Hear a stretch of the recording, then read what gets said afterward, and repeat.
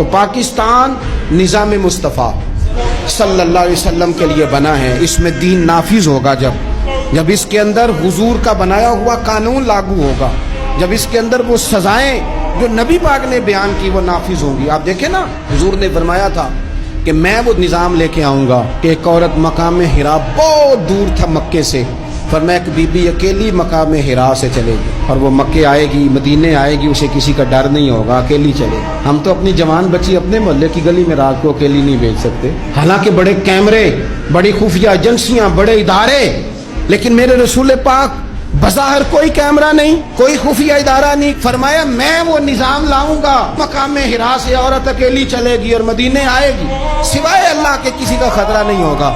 جناب ابو ہریرہ کہتے ہیں میں نے سن لیا تھا، میں منتظر تھا کہ وہ وقت آئے۔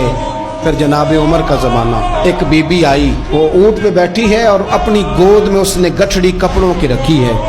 فرماتے ہیں جب مسجد نبی کے باہر اس نے اونٹ بٹھایا، میں نہیں کوئی اور بات کر رہا تھا، پوچھا کہاں سے آئی ہو؟ کہنے لگی مقام حرا سے۔ اکیلی آئی ہو کہ کوئی ساتھ تھا؟ کہنے لگی اکیلی تھی۔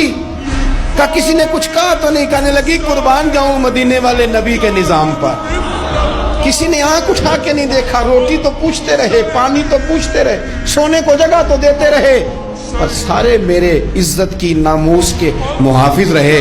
حضرت ابو ہریرہ کہتے ہیں بی بی اس بندے سے باتیں کر رہی تھی، میری آنکھیں چھم چھم آنسو بہا رہی تھی، اور میرے زبان سے بار بار نکل رہا تھا اللہم صلی علی محمد وعلی آل محمد صلی اللہ علیہ۔ اور صاحبو یاد رکھو، ابھی تک برادری کا سسٹم ہے، ابھی تک اونچ نیچ ہے، ابھی تک لوگ کہتے ہیں یہ فلانی برادری تو یہ فلانی برادری۔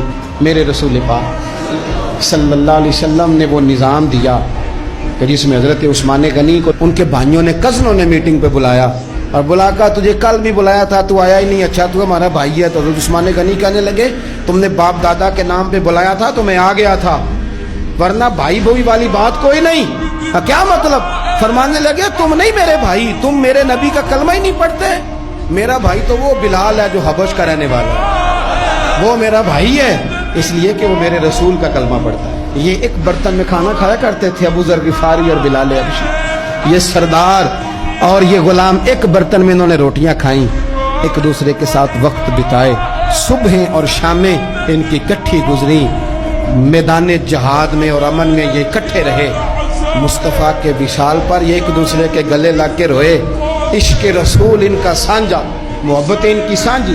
یہ والا ماحول پاکستان میں دینے کے لیے پاکستان بنایا گیا تھا۔